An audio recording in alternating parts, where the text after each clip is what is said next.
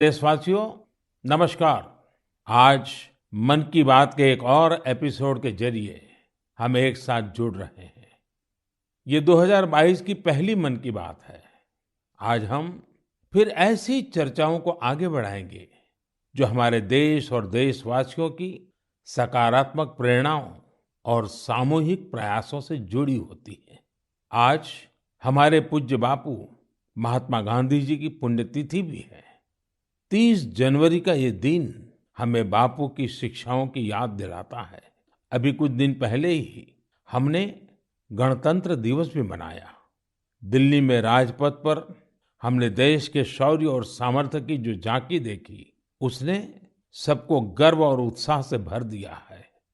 एक परिवर्तन जो आपने देखा होगा, अब गणतंत्र दिवस समारोह 23 जनवरी यानी नेताजी सुभाष चंद्र बोस की जन्म जयंती से शुरू होगा और 30 जनवरी तक यानी गांधी जी की पुण्यतिथि तक चलेगा। इंडिया गेट पर नेताजी की डिजिटल प्रतिमा भी स्थापित की गई है। इस बात का जिस प्रकार से देश ने स्वागत किया, देश के हर कोने से आनंद की जो लहर उठी, हर देशवासी ने जिस प्रकार की भावनाएं प्रकट की, उसे हम कभी भूल नहीं सकते हैं। साथियों, आजादी के अमृत महोत्सव में देश इन प्रयासों के जरिए अपने राष्ट्रीय प्रतीकों को पुनर्प्रतिष्ठित कर रहा है। हमने देखा कि इंडिया गेट के समीप अमर जवान ज्योति और पास में ही नेशनल वॉर मेमोरियल पर प्रज्वलित ज्योति को एक किया गया। इस भावुक अवसर पर कितने ही देशवासियों और शहीद परिवारों की आंखों में आंसू थे। नेशनल वॉर मेमोरियल में आजादी के बाद से शहीद हुए देश के सभी जाबाजों के नाम अंकित किए गए हैं। मुझे सेना के कुछ पूर्व जवानों ने पत्र लिखकर कहा है कि शहीदों की स्मृति के सामने प्रज्वलित हो रही अमर जवान ज्योति शहीदों की अमरता का प्रतीक है। सच में अमर जवान ज्योति की ही तरह हमारे शहीद, उनकी प्रेरणा और उनके योगदान भी अमर है। मैं आप सभी से कहूंगा, जब भी अवसर मिले नेशनल वॉर मेमोरियल जरूर जाएं।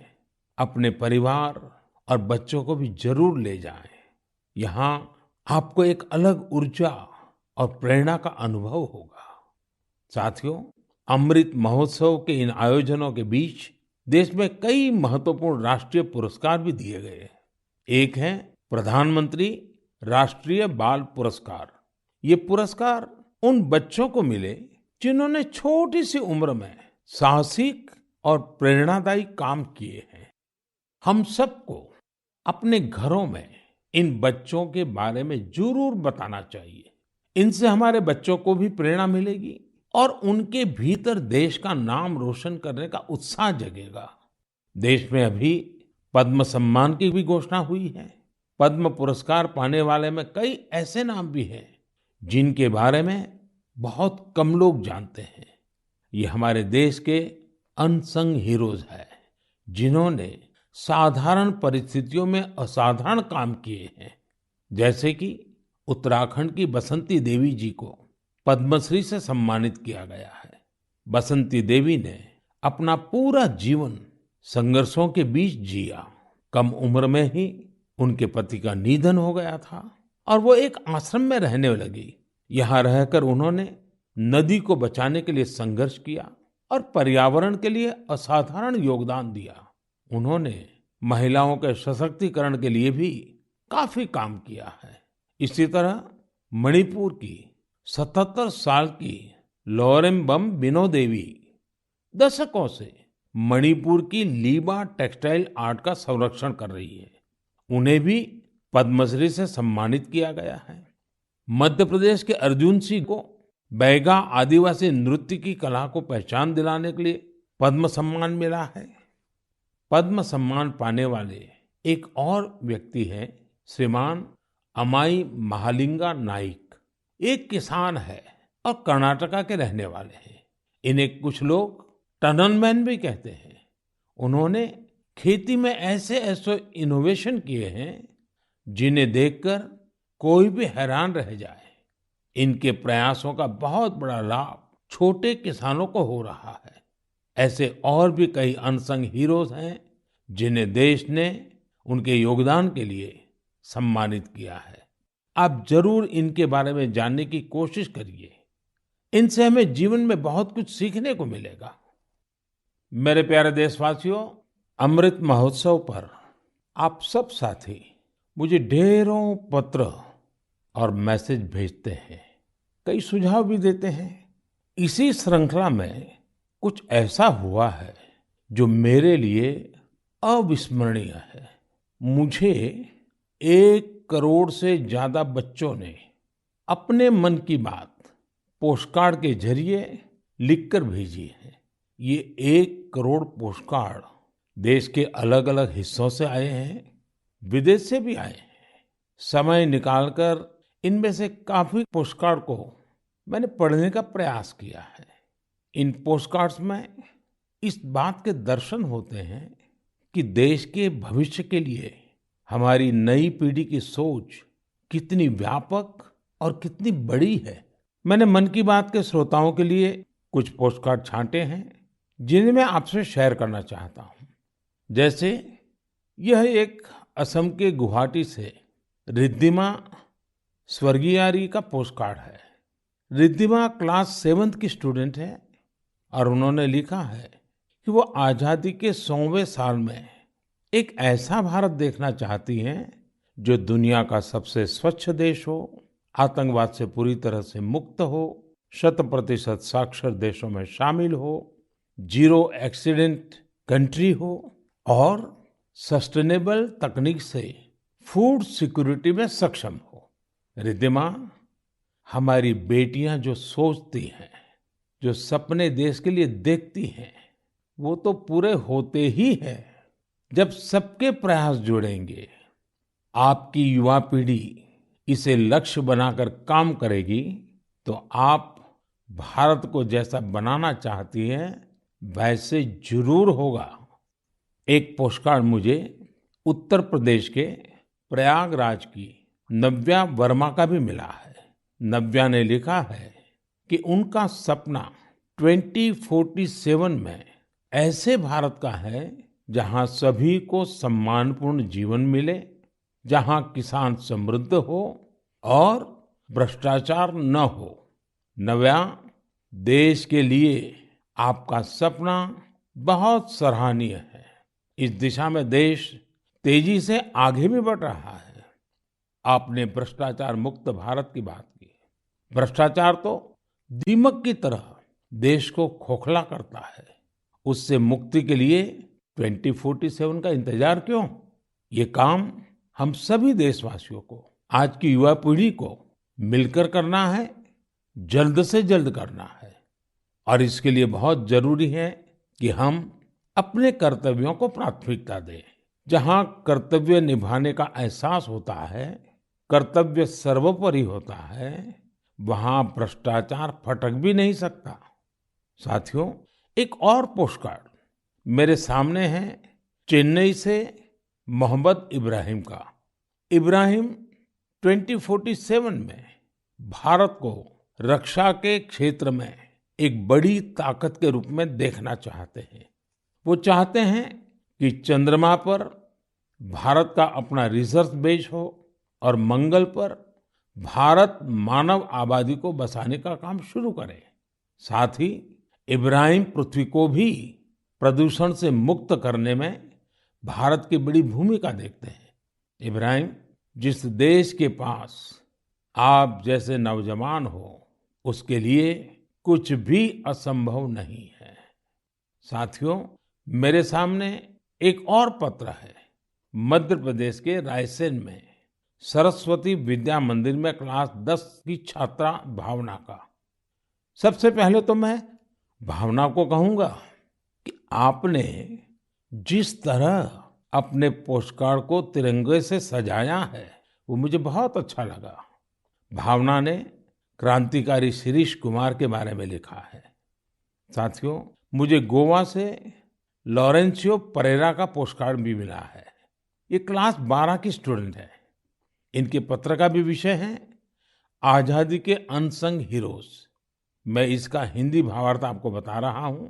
इन्होंने लिखा है, भिकाजी कामा भारतीय स्वतंत्रता संग्राम में शामिल रही सबसे बहादुर महिलाओं में से एक थी। उन्होंने बेटियों को सशक्त करने के लिए देश विदेश में बहुत से अभियान चलाए, अनेक प्रदर्शनियां लगाई। निश्चित तौर पर भिकाजी कामा स्वाधीनता आंदोलन की सबसे जाबाज महिलाओं में से एक थी। 1907 में उन्होंने जर्मनी में तिरंगा फहराया था। इस तिरंगे को डिजाइन करने में जिस व्यक्ति ने उनका साथ दिया था वो थे श्री श्यामजी कृष्ण वर्मा। श्री श्यामजी कृष्ण वर्मा जी का निधन 1930 में जेनेवा में हुआ था। उनकी अंतिम इच्छा थी कि भारत की आजादी के बाद उनकी अस्थियां भारत लाई जाए। वैसे तो 1947 में आजादी के दूसरे ही दिन उनकी अस्थियां भारत वापस लानी चाहिए थी, लेकिन ये काम नहीं हुआ। शायद परमात्मा की इच्छा होगी ये काम मैं करूं, और इस काम का सौभाग्य भी मुझे ही मिला। जब मैं गुजरात का मुख्यमंत्री था तो वर्ष 2003 में उनकी अस्थियां भारत लाई गई थी। श्यामजी कृष्ण वर्मा जी की स्मृति में उनके जन्म स्थान कच्छ के मांडवी में एक स्मारक का निर्माण भी हुआ है। साथियों, भारत की आजादी के अमृत महोत्सव का उत्साह केवल हमारे देश में ही नहीं है। मुझे भारत के मित्र देश क्रोएशिया से भी 75 पोस्टकार्ड मिले हैं।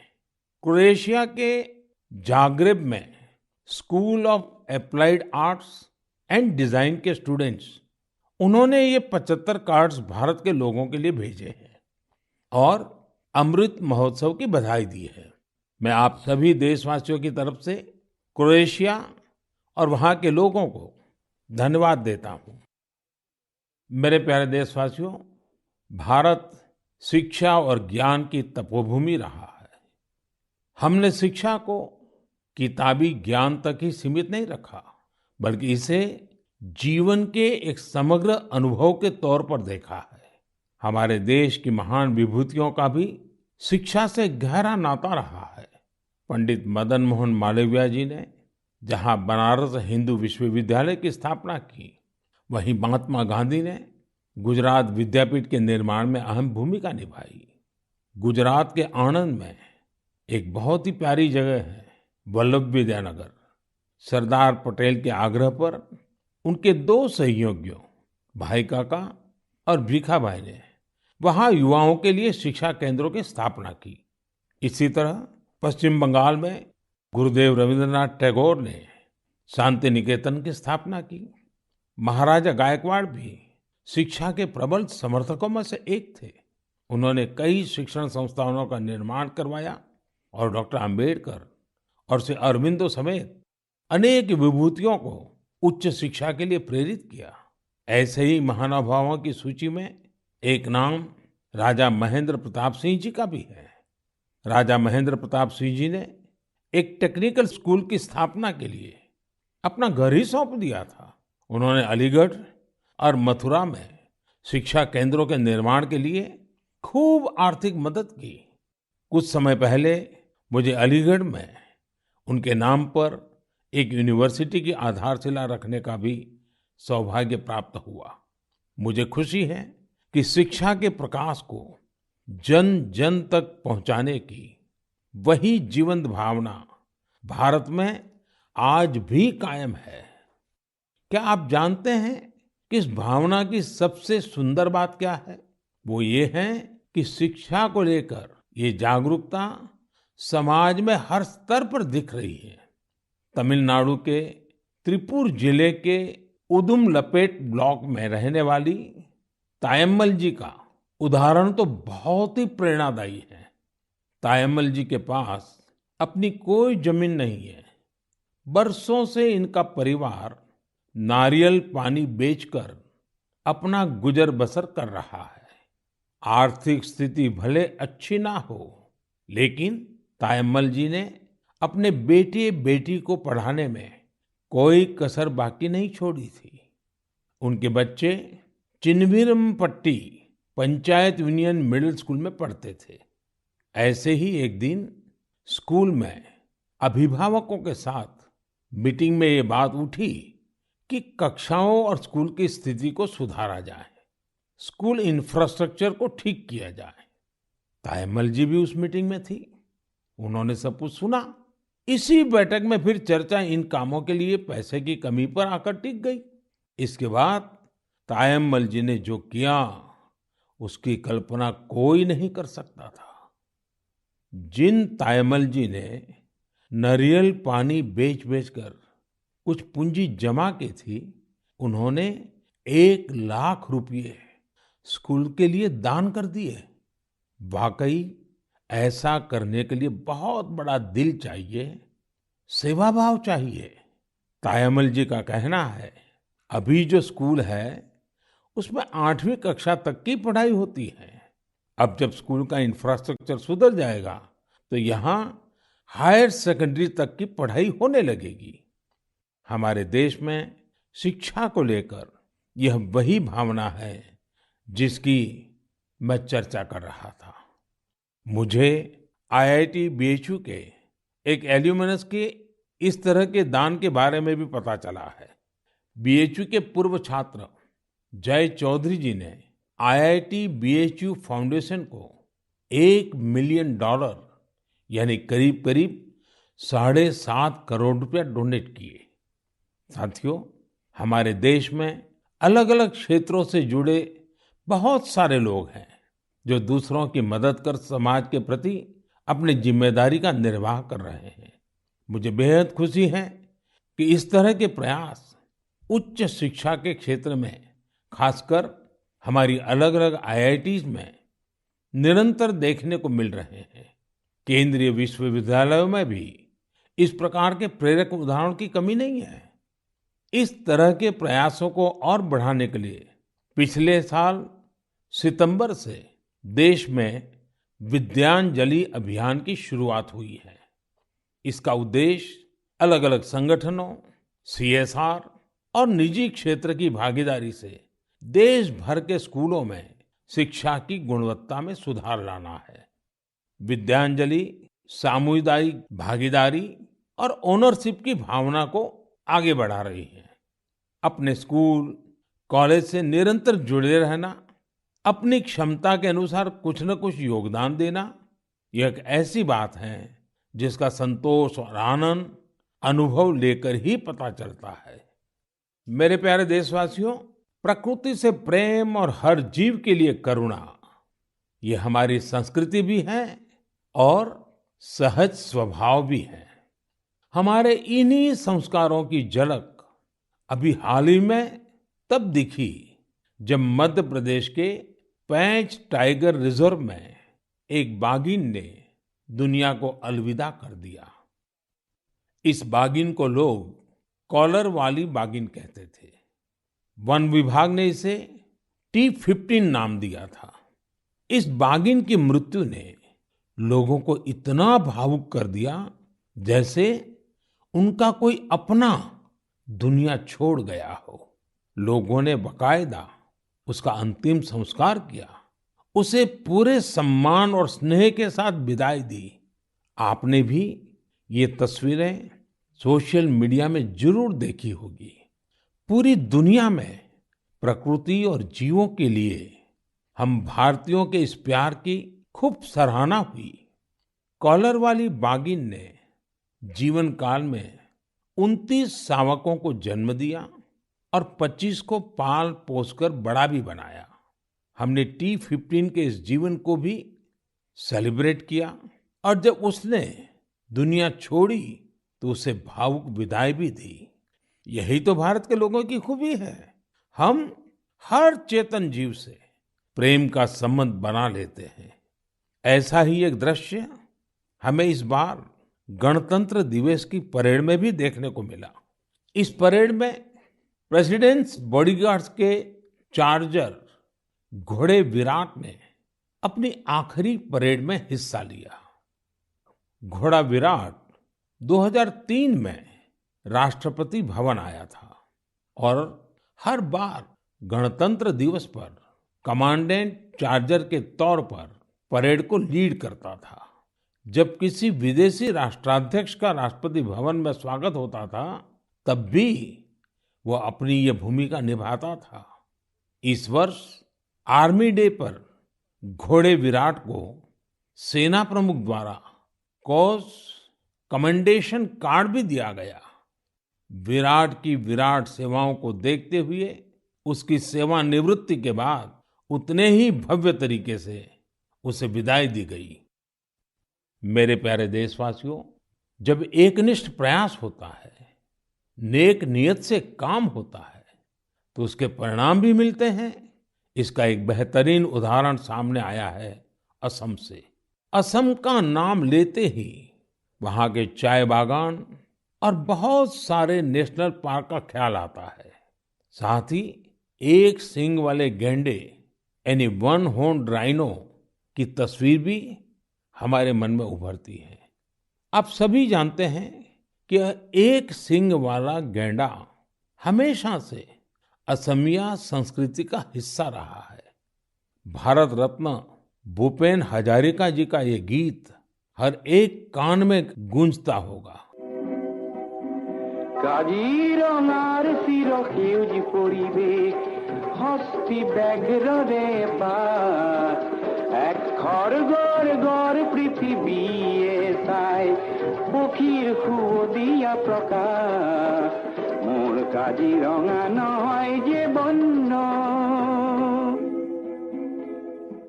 साथियों, इस गीत का जो अर्थ है वो बहुत सुसंगत है।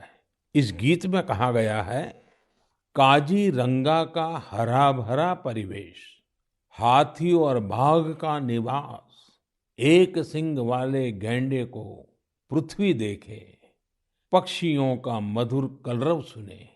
असम की विश्व प्रसिद्ध हथकरघा पर बुनी गई मूंगा और एरी की पोशाकों में भी गैंडों की आकृति दिखाई देती है। असम की संस्कृति में जिस गैंडे की इतनी बड़ी महिमा है, उसे भी संकटों का सामना करना पड़ता था। वर्ष 2013 में 37 और 2014 में 32 गैंडों को तस्करों ने मार डाला था।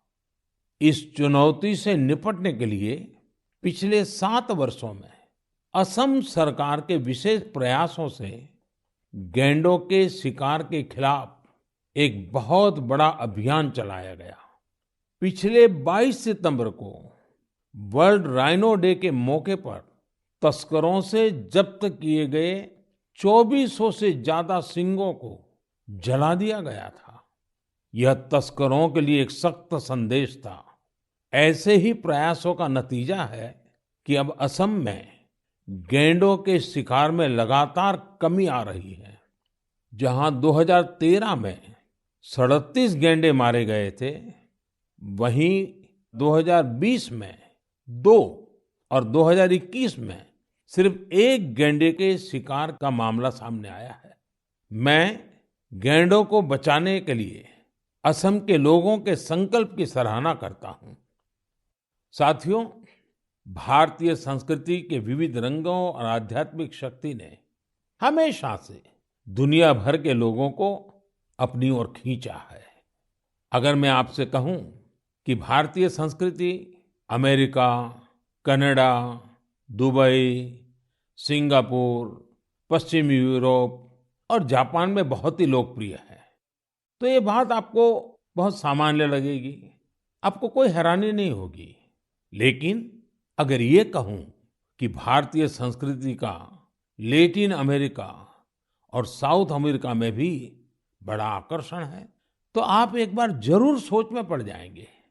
मैक्सिको में खादी को बढ़ावा देने की बात हो या फिर ब्राजील में भारतीय परंपराओं को लोकप्रिय बनाने का प्रयास, मन की बात में हम इन विषयों पर पहले चर्चा कर चुके हैं। आज मैं आपको अर्जेंटीना में फहरा रहे भारतीय संस्कृति के परचम के बारे में बताऊंगा।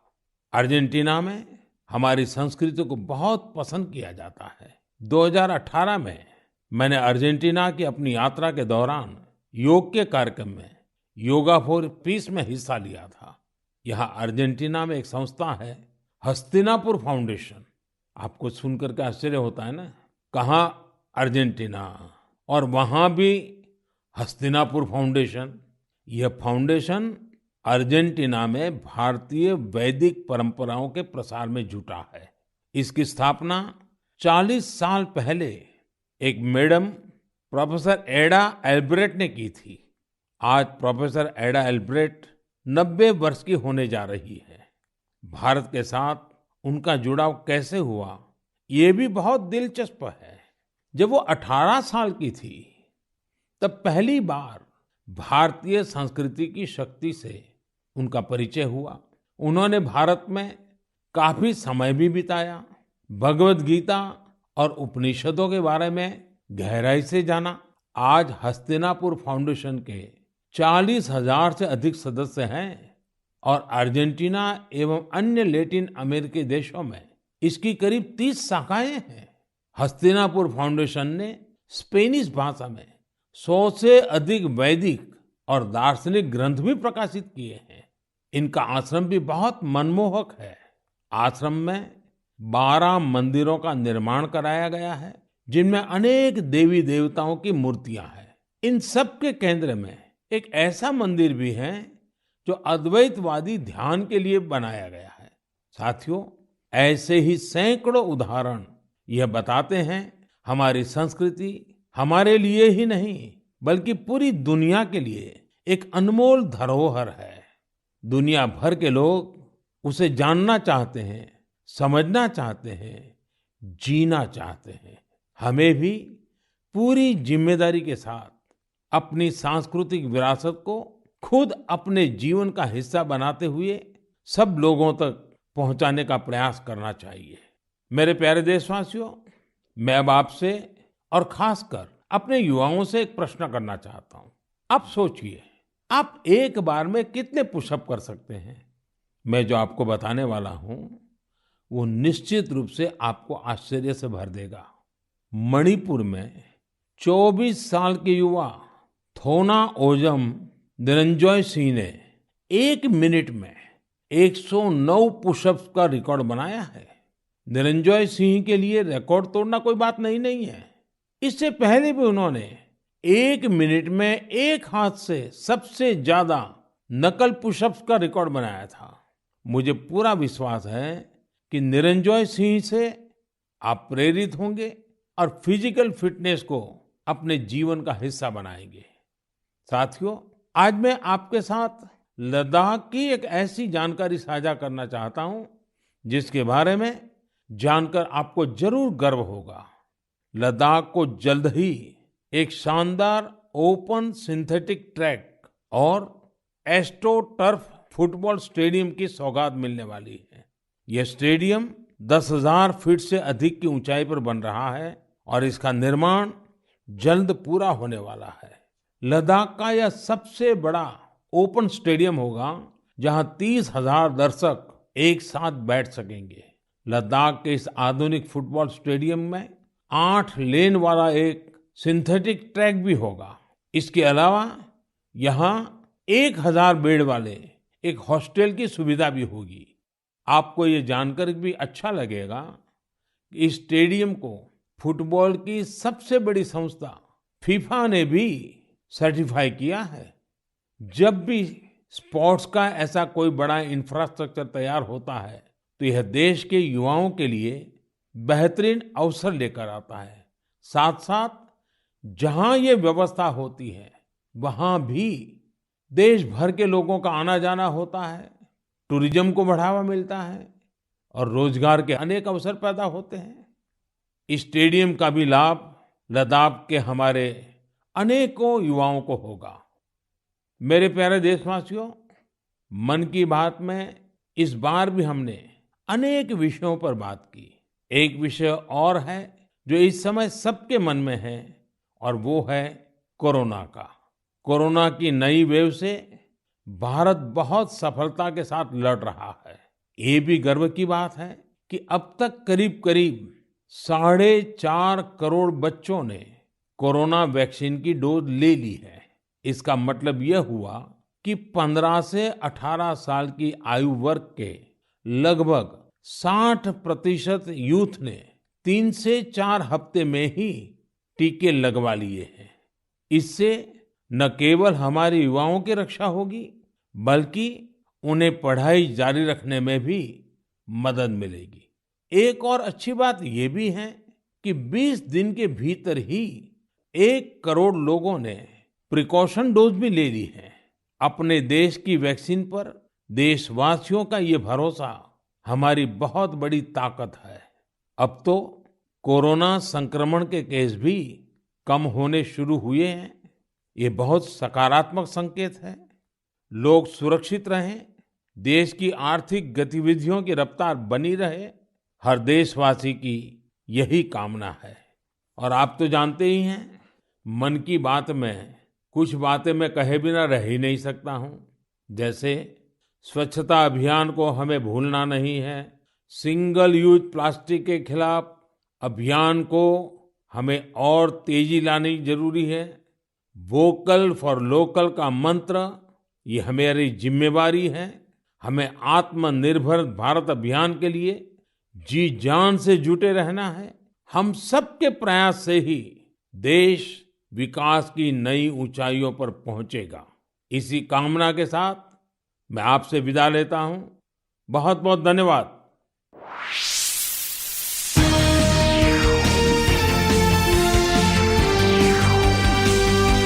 माननीय प्रधानमंत्री के प्रसारण के तुरंत बाद मन की बात का प्रादेशिक भाषाओं में अनुवाद आप सुन सकते हैं आकाशवाणी और दूरदर्शन के संबद्ध प्रादेशिक चैनलों पर। मन की बात के प्रादेशिक भाषाओं में अनुवाद का पुनः प्रसारण आप सुन सकते हैं रात 8 बजे आकाशवाणी और दूरदर्शन के सभी प्रादेशिक चैनलों पर।